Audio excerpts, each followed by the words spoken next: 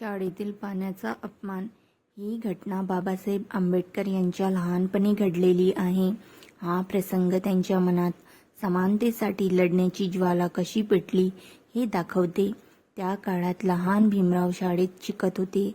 शिक्षणात ते खूप हुशार होते, पण समाजात अस्पृश्यतेची प्रथा खूप कठोर होती.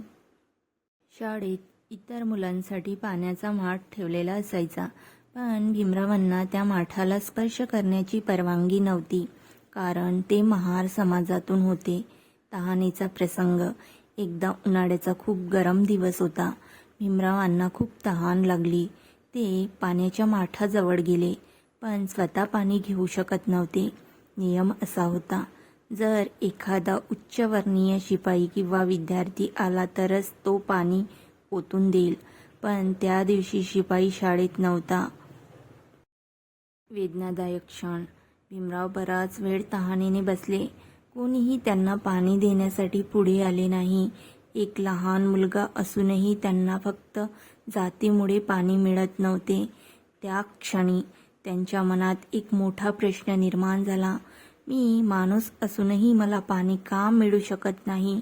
त्या दिवसाचा परिणाम. त्या अपमानाने त्यांच्या मनात एक निर्धार निर्माण झाला.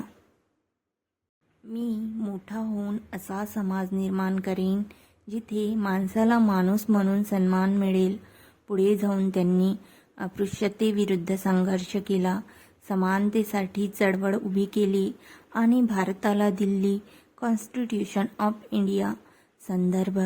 ही घटना बाबासाहेबांच्या आत्मकथनात आणि चरित्र ग्रंथांमध्ये वर्णन केलेली आहे.